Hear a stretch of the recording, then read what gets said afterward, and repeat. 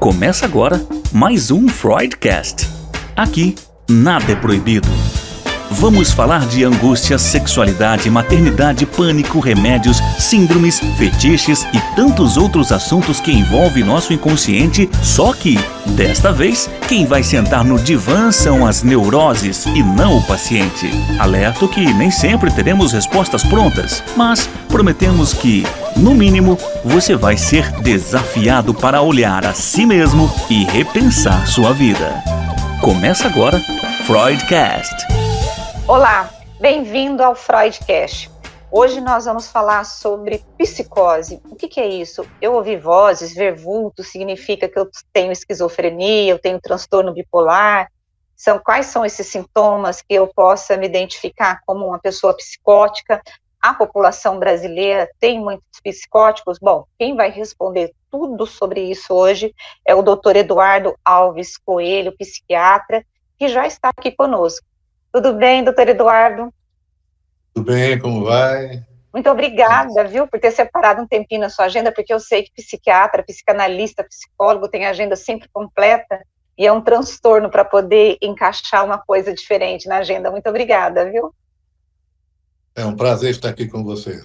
Bom, vamos começar, né, como eu sempre brinco aqui, pelo começo. Como identificar se uma pessoa tem psicose e, na verdade, primeiro, o que é psicose? Bom, psicose é uma dos tipos de transtornos mentais, né, bastante comum hoje em dia, que se caracteriza exatamente por essa pequena introdução que você fez, um afastamento da realidade, a presença de sintomas produtivos, alucinações, delírios, né, e que são provocados por alterações estruturais do sistema nervoso central, do córtex cerebral, né?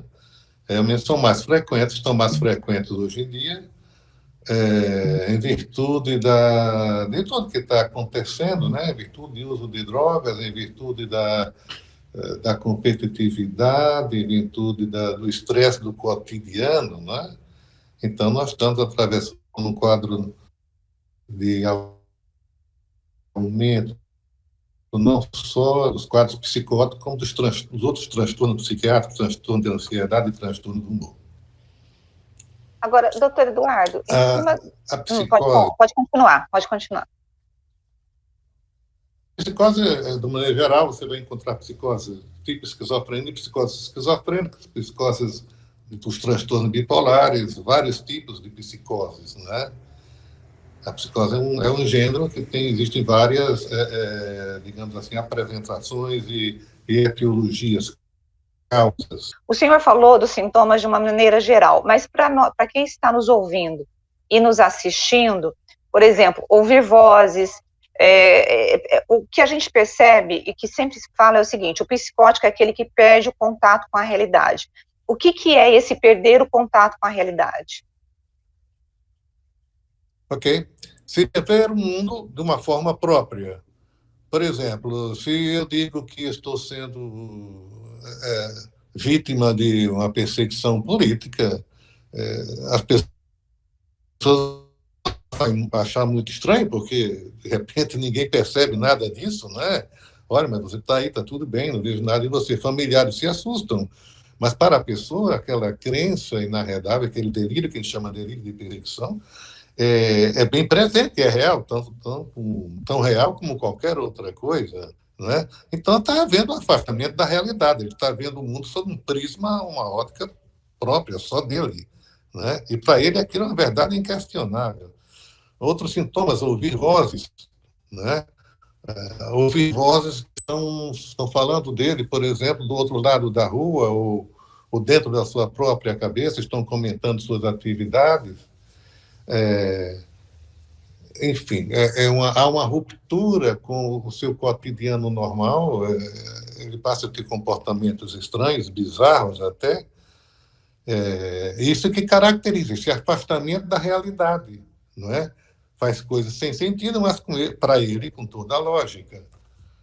Um estudo recente da Faculdade de Medicina da USP apontou que 66% da população de São Paulo tem um diagnóstico, que foi diagnosticada com psicose tem menos de 35 anos. Eu iria perguntar para o senhor se é comum a psicose se apresentar numa população mais jovem, mas o senhor acabou ampliando o leque, dizendo que o estresse, que a droga, são fatores que acabam fazendo com que haja um aumento da psicose.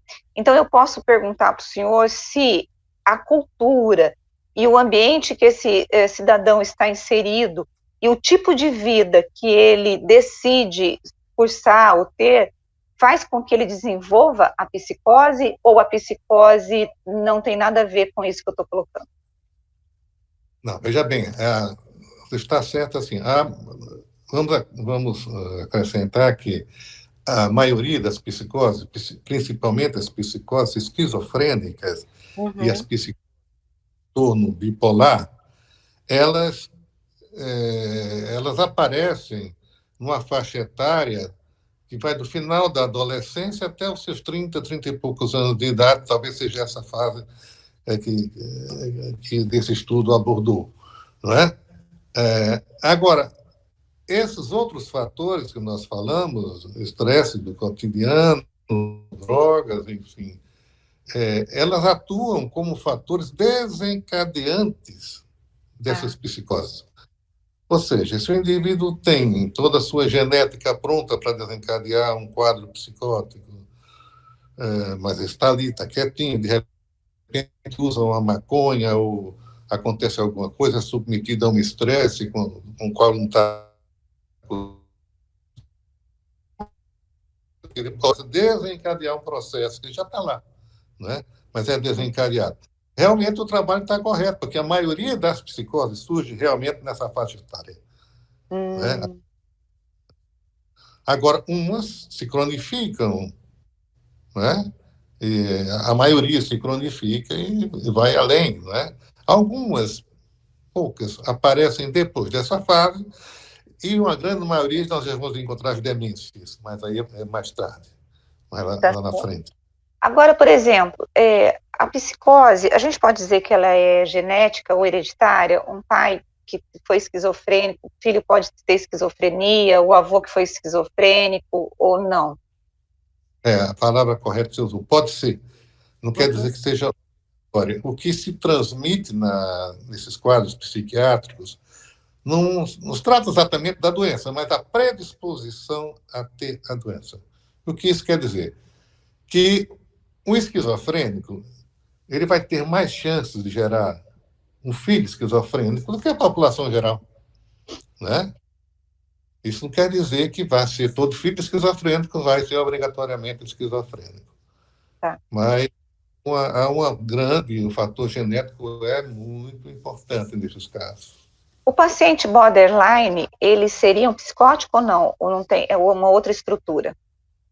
O termo borderline é um termo muito confuso, já foi considerado como um tipo de psicose, ou melhor dizendo, como limite entre a psicose e a neurose, a psicose e o estado normal. Hoje, o termo borderline está reservado para um tipo especial de transtorno de personalidade. Então, não se trata em si exatamente de uma doença, mas de um transtorno de personalidade, para o qual nem há tratamento específico medicamentoso, porque, não sendo doença, não há um tratamento. É uma forma anormal de existir. Com muitos conflitos nos afetos, a vida é muito conturbada, não é? Isso nós chamamos... Aliás, parecem muito e enganam muito os psiquiatras no começo, porque tem características muito parecidas com os transtornos bipolares. Mas não é uma doença, é um transtorno de personalidade. Uhum. Dentro da psicose, quando um médico, um psiquiatra, um psicólogo, um psicanalista consegue identificar como que é o manejo clínico? Esse paciente vai precisar de medicação e mais da terapia, ou só a terapia resolve? Como que o senhor indicaria esse manejo clínico? Eu costumo dizer que o manejo da paciente borderline, o tratamento do paciente borderline, nós vamos administrar esse quadro. porque dizer, nós vamos curar, é impossível, né? Ah, fazer um tratamento específico para obter tal e qual resultado, conforme a gente, inclusive nós esperamos isso em tipos de psicoses graves, como esquizofrenia, transtorno de humor. Existe um certo protocolo no tratamento psiquiátrico que visa a melhoria e atenuação, enfim, quase total dos sintomas. No caso do transtorno bipolar, administra-se esse quadro, porque isso mostra-se para a família, olha, esse é um quadro assim, assim, sabe? Não é um quadro semelhante às outras psicoses, por piores que sejam, não é semelhante. A família é uma das maiores vítimas, a família e o companheiro, né? O próprio paciente que sofre muito, né? Mas primeiro entender, vamos fazer o paciente e a família entender o que está se passando com aquele paciente. A informação aí é uma coisa importantíssima. Olha, com o que é que a gente está lidando? Não é uma doença psiquiátrica comum, não é? É um caso que é muito barulho, acontece muitas coisas, é uma vida muito tumultuada, mas não é uma esquizofrenia, não é um transtorno do humor. A psicoterapia, como você falou, é importantíssima. É importantíssimo. É importante que o paciente borderline tenha sempre alguém ali com que ele possa conversar, porque ele possa estar expondo seus problemas e o que está acontecendo na vida dele, né? E ter um apoio emocional. É importante que tenha assistência, além da família, do seu psiquiatra, porque, embora tenha um tratamento específico, alguma coisa pode ser feita no sentido de atenuar alguns sintomas, tipo ansiedade, insônia, a própria depressão mesmo, que tudo isso acontece no desenrolar do transtorno de personalidade. Agora, doutor Eduardo, o psicótico também vai necessitar de medicamentos e de psicoterapia também, né? E psicanálise. Com certeza. A psicanálise é um tipo de psicoterapia. Eu não diria que seria a mais apropriada para o esquizofrênico, como você falou, né? Tá. Terapia todos precisam, mas existem tipos de psicoterapias para os diversos, criadas para os diversos quadros, né? Agora, é um instrumento super útil nos transtornos bipolares, principalmente nos transtornos de ansiedade, nas depressões, nas fobias, nas obsessões, né? A psicoterapia foi diversas formas, formas de existir, né? De tratar. Para a gente terminar esse nosso papo, cura não tem, mas tem controle e é possível ter qualidade de vida tendo psicose, né? Isso. Você falou uma coisa muito importante. Quando se fala em não ter cura, a gente está exprimindo a verdade, quer dizer, nós não podemos comprometer com a extinção desse quadro. Esse quadro, olha, vai acabar, como nós vamos curar a tua pneumonia, nós vamos curar a tua, isso, aquilo, mas um caso de uma psicose grave, não são todas as psicoses que não têm cura, mas as psicoses, essa esquizofrenia, transtorno bipolar e outras, elas realmente não vão ter um fim. Ele vai morrer. Mas você falou uma coisa importante. Há tratamento e nós podemos visar, sim, objetivar uma melhoria de tal forma que o paciente sinta minimamente os efeitos do seu quadro. Isso é possível com os modernos tratamentos de que já dispomos, não é? Podemos melhorar o seu sono, podemos, principalmente, a ausência de sintomas, podemos eliminar o delírio, as alucinações, podemos melhorar a sua sociabilidade.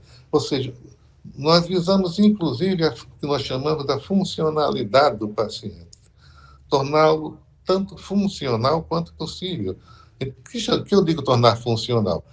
Cumprir seus diversos papéis sociais, profissionais, inclusive, não é? Conjugais, tudo isso é possível, não é?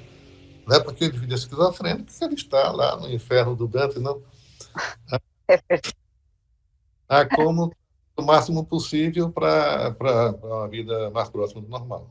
O senhor acha que o preconceito diminuiu em relação a esses pacientes que são diagnosticados com esses transtornos? O senhor acha que ainda é grande ou realmente diminuiu nos últimos tempos? Eu gostaria muito de dizer que diminuiu, né? Diminuiu para muita gente, mas infelizmente a grande massa da população não vê assim, né? O preconceito ainda é muito grande. Inclusive o preconceito de aceitar para um parente, de aceitar o que atrasa o tratamento. Se eu digo, na minha família não acontece isso, não pode ser. Então, você tem um filho, a sua esposa, alguém da família está precisando de tratamento, não vai ao psiquiatra, porque isso, nós não temos isso na nossa família, isso é coisa de louco, não vai para médico de louco. Infelizmente ainda existe isso, né? Seria muito bom que não existisse. Eu diria, no geral, está até diminuindo, mas me assusta a grande quantidade de gente que ainda tem preconceito. Tá certo. Doutor Eduardo Coelho, muito obrigada por ter conversado conosco aqui no Freudcast. Foi um prazer falar com o senhor e foi, assim, uma aula. Muito obrigada, viu? Sim, Rosa, foi um grande prazer. Espero ter colaborado para o conhecimento e difusão dessas situações, dessa doença. Muito obrigada. Bom, gente, eu termino aqui o Freudcast desta semana, né, com uma boa notícia. A pessoa pode ser psicótica, ela pode ter esquizofrenia, ser bipolar, mas tem tratamento, e isso que é mais importante, e ela pode ter qualidade de vida. E na semana que vem, eu volto com você com mais um assunto, e um psicanalista, um psiquiatra, um psicólogo, para falar sobre saúde mental. Beijo para você, tchau.